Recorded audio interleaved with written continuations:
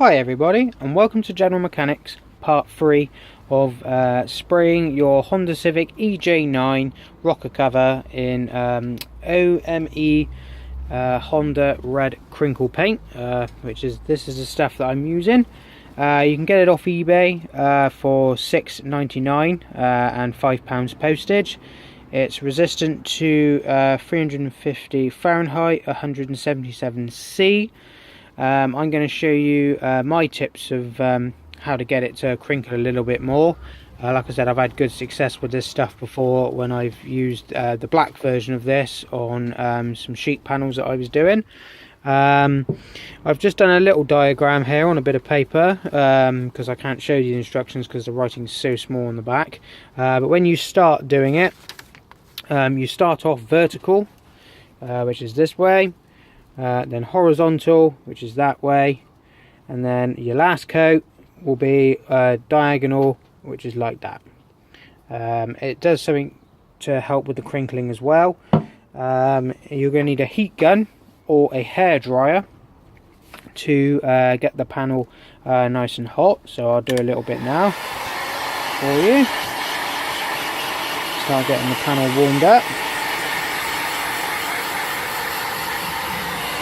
Just want to make sure it's hot enough, ready for the first coat. So we'll do this for a bit.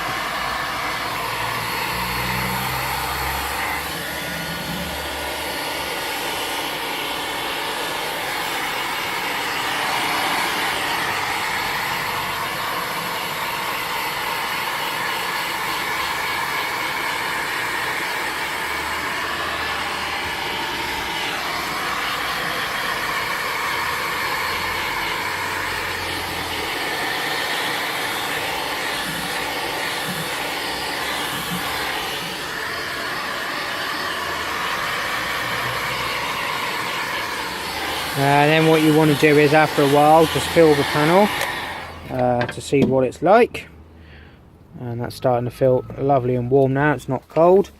So with this paint, what you've got to do is you've got to shake it for exactly a minute. And then for every minute of use, or for every minute of not use actually, sorry, you need to shake it for 10 seconds. That just keeps it all mixed up. And then what you want to do is, as you're shaking it, basically you'll know when it's done because you'll feel the ball moving through the can a lot easier than what it was when you first moved it. So what I'm going to do is I'm going to put the first coat on, and that will be the vertical, and then I shall bring you back. Oh yeah, and ideally as well, some people do the vertical, horizontal and the diagonal in one go, but I've read the instructions on this one and it actually says to leave 5 minutes in between each coat. So I'm going to do what the instructions say, and then we'll see what she looks like afterwards. So I will bring you back when I've put the first coat on. Hi everybody, and welcome back. This is what the first coat looks like. Like I say, I don't go too heavy. I have seen videos where they've gone really heavy with the first coat. I don't want to do that. So you want to time 5 minutes from the first coat, and then start getting ready to do your second coat. So what I'll do is I will bring you back once I've put the second coat on, and then we'll get ready for the third. Right everybody, welcome back. The second coat's on now.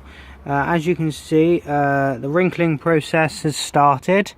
I encourage it to get this amount of wrinkles. What I do is I use the hot air gun and I waft it gently over the paint, and that just helps get the cracks on the go. I think if you just leave the paint to do its thing, you don't necessarily get very many cracks. Well, you don't get the wrinkle effect. So I will now go on with the third coat, and as you can see, it's coming out pretty well. I've got to let it all settle down. It's got to dry overnight obviously, but I'm going to show you a little trick because with this paint you have to cure it and a lot of the way you can do it is putting it in the oven. Well, I'm not going to be allowed to put mine in the oven, so I've come up with a pretty clever way of doing it, which you will see in a bit when I've done with this third coat. So I'm going to end part 3 now, and you'll be back in part 4 to see how I cure it. And tomorrow, when I come back from work, we'll see the finished result. This is General Mechanic, signing off.